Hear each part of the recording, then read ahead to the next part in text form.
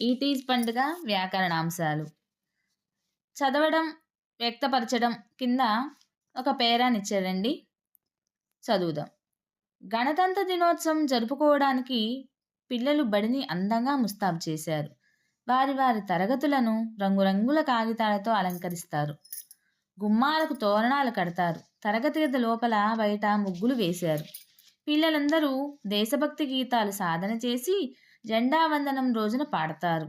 జనవరి 26వ తేదీన జరిగే గణతంత్ర దినోత్సవాన్ని ఆనందంగా, ఉత్సాహంగా జరుపుకోవడం పిల్లలకు ఎంతో ఇష్టం. ఆ రోజు బడి అంతా పండుగ వాతావరణంతో కళకళలాడుతుంది. ఇక్కడ ప్రశ్ననిచ్చారు, చూద్దాం.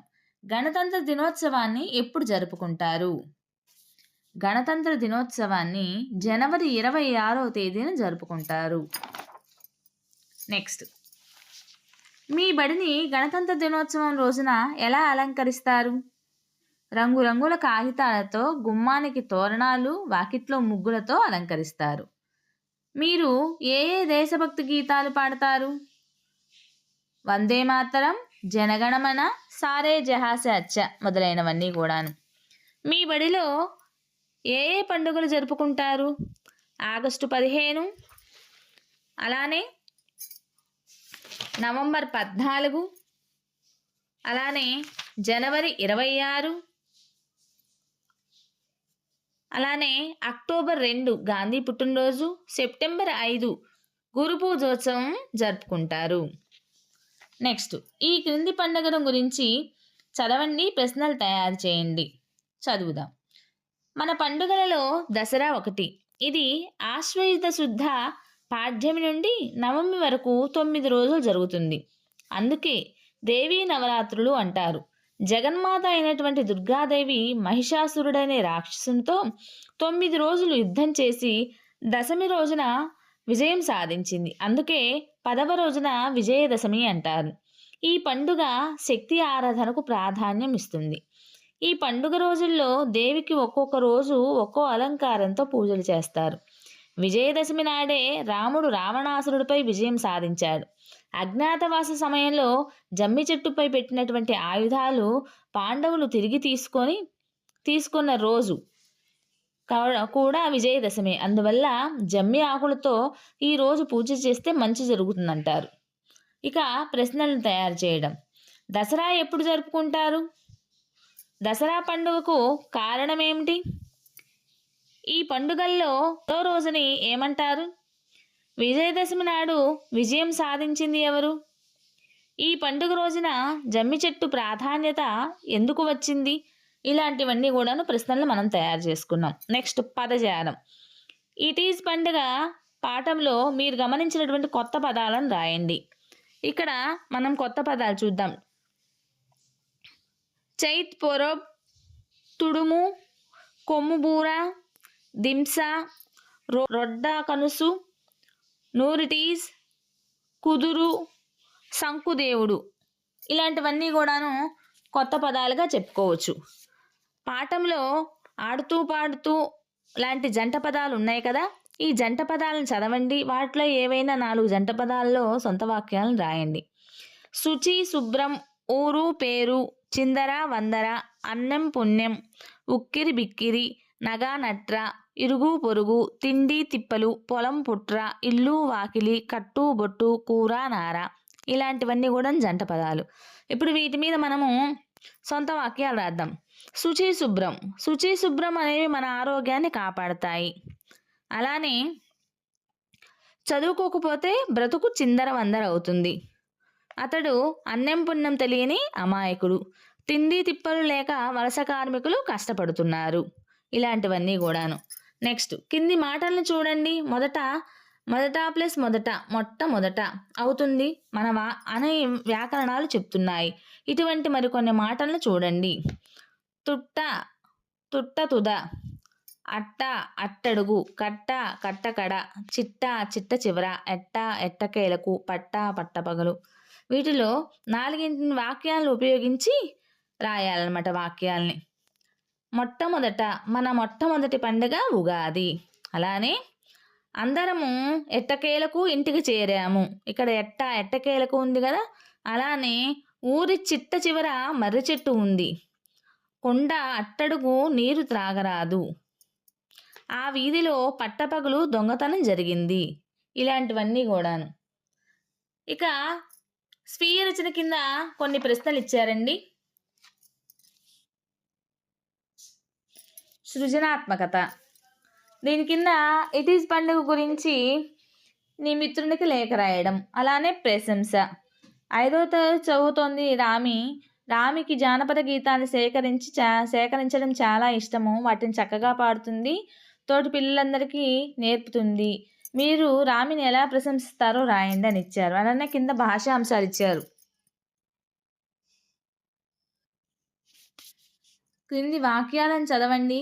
గీత గీసిన అక్షరాలను గమనించండి. పాలు సేమియాతో పాయసం చేస్తారు. పాలు సేమియాతో పాయసం చేస్తారు. ఇక్కడ తో కింద గీత గీశారు, గమనించండి. మీకోసం నేను బొమ్మను తెచ్చాను. కోసం కింద అండర్లైన్ ఉంది. తరుణ్ గురించి వాళ్ళ అమ్మ బడికి వెళ్ళింది. గురించి కింద అండర్లైన్ ఉంది. సుస్మితకు శిరీష చాక్లెట్ ఇచ్చింది. కు అన్నదాని కింద అండర్లైన్ ఉంది. హనుమంతుడు రాముని యొక్క దూతగా లంకకు వెళ్ళాడు. యొక్క అన్నదాని కింద అండర్లైన్ ఉంది. పై వాక్యాలలో గీత గీసిన వాటిని గమనించారు కదా. ఇవి లేకుంటే వాక్యాలు పూర్తి అర్థాన్ని ఇవ్వడం లేదు కదా. అంటే ఇవి వాక్యంలో పదాల మధ్య సంబంధాన్ని ఏర్పరుస్తున్నాయి. ఇలాంటి వాటిని విభక్తి ప్రత్యయాలు అంటారు. ఈ ప్రత్యయాలు 8. ఇవి లేకపోతే పదాల మధ్య సంబంధం సరిగా తెలియదు. ఆ ప్రత్యయాలు చూద్దాం. విభక్తి ప్రత్యయాలు, విభక్తులు. డు ము ఊలు ప్రథమా విభక్తి. నిన్ నూన్ లన్ కూర్చి గురించి ద్వితీయ విభక్తి. చేతంచేన్ తోడంతో తృతీయ విభక్తి. కొరకున్ కై చతుర్థి విభక్తి. వలన్ కంటెన్ పట్టి పంచమి విభక్తి. కిన్ కున్ యొక్క లోన్ లోపల షష్ఠీ విభక్తి. అందున్ నన్ సప్తమి విభక్తి. ఓ ఓరి ఓయి ఓసి సంబోధన ప్రథమా విభక్తి. ఇక క్రింది ఖాళీలను సరైన ప్రత్యయాలతో పూరించండి. విభక్తులను బ్రాకెట్లో రాయండి అని ఇచ్చారు. ఎగ్జాంపుల్గా ఒకటి ఇచ్చారు. ఊరిలో ఇట్ ఈస్ పండుగ చేస్తున్నారు. ఇది ఏ విభక్తికి చెందినది? లో అన్నది ఉంది కదా. ఊరి లో అన్నది ఏ విభక్తికి చెందింది అంటే అది షష్ఠీ విభక్తికి చెందింది. ఆల్రెడీ మనం చెప్పుకున్నాం కదా. ఏమని చెప్పుకున్నాము? షష్ఠీ విభక్తికి కిన్ కున్ యొక్క లోపల. సో ఇక్కడ లో ఉంది కాబట్టి అది షష్ఠీ విభక్తి ప్రత్యయం అవుతుందన్నమాట. నెక్స్ట్, శ్రీకాకుళం డాష్ దీనిని మామిడి టెంక పండుగ అంటారు. శ్రీకాకుళంలో దీనిని మామిడి టెంక పండుగ అంటారు. లో అనేది మరలా షష్ఠీ విభక్తికి చెందిందనమాట. నెక్స్ట్, ఇట్ ఈస్ పండుగ డాష్ చైత్ పోరా అని కూడా అంటారు. పండుగను కదా, ఆ డాష్తో ను అన్న అక్షరం వస్తుంది. ను అన్నది ఏ విభక్తి ప్రత్యయం చెందుతుంది? ద్వితీయ విభక్తి ప్రత్యయానికి చెందుతుంది. ఎందుకంటే నేను నన్ను కూర్చి గురించి అన్నది ఉంది కదా. సో దానివల్ల ఇది ద్వితీయ విభక్తికి చెందినటువంటిది. అలానే ఈ పండుగ విజయనగర ప్రాంతంలో చేస్తారు. ఆ డాష్లో లో అన్నది వస్తుంది. లో అంటే మరలా షష్ఠీ విభక్తి ప్రత్యయం. అలానే మంచి పుస్తకం డాష్ మంచి మిత్రుడు లేడు. మంచి పుస్తకం కంటే, ఇక్కడ కంటే అని వచ్చింది కదా, మనం ఆల్రెడీ చెప్పుకున్నాము. కంటే అన్నది పంచమి విభక్తి కింద, అంటే వలన్ కంటెన్ పట్టి ఉంది కదా పంచమి విభక్తి. ఆ కంటే అన్నది వచ్చింది కాబట్టి ఇది పంచమి విభక్తి ప్రత్యయానికి సంబంధించింది. అలానే మట్టి డాష్ బొమ్మలు చేయవచ్చు. మట్టితో, ఈ తో అన్నది తృతీయ విభక్తి. తృతీయ విభక్తి అంటే చేతంచే తోడంతో. కాబట్టి ఎప్పుడైనా సరే పదాల మధ్య సంబంధాన్ని ఏర్పరుస్తున్నటువంటి ఇవి విభక్తి ప్రత్యయాలు. కాబట్టి ఈ ప్రత్యయాల్ని మనం బాగా నేర్చుకోవాలి, బై హార్ట్ చేయాలి.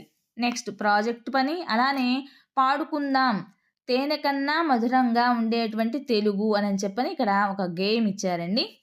అలానే తేనె కన్నా మధురం రా తెలుగు, ఆ తెలుగుదనం మా కంటి వెలుగు. తెలుగు గడ్డ పోతు గడ్డ ఎంత పచ్చన, మా తెలుగు గుండెలో స్నేహం ఎంత వెచ్చన. మన పొలాల శాంతి పులుగు ఎంత తెల్లన, మన తరతరాల కథను పాడు గుండె జల్లన, పాటుపడిన వాళ్ళకే లోటు లేదని చాటి చెప్ప తల్లి కదా తెలుగు తల్లి. లలిత కళలకు సంగీత సాహిత్యం తెలుగు తల్లి జీవితాన దినకృత్యాలు. ఘన చరిత్ర ఎంత ఖ్యాతి, గర్వించదగ్గ జాతి తెలుగు జాతి.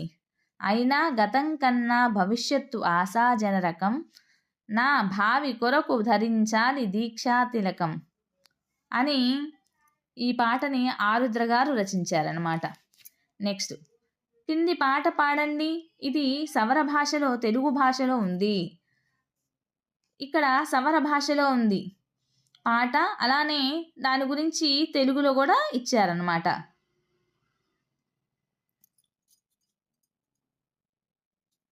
పాట: డై డై మామలే ఆడా తోరన్ పాయితై, డై డై మామలే తర్ధా జావు పాయితై, డై డై మామలే కింతే గురన్ పాయితై, డై డై మామలే గోతోర్ గోతోర్ డక్కువా.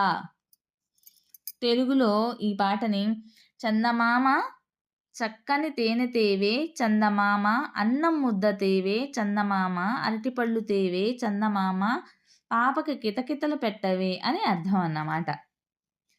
సవర భాషలో ఉన్నటువంటి పాటని తెలుగులోకి అనువాదం చేశారు. సో టీచర్స్, మీకు కనుక ఈ వీడియో నచ్చినట్లయితే ప్లీజ్ లైక్ చేయండి, షేర్ చేయండి, సబ్స్క్రైబ్ చేయండి.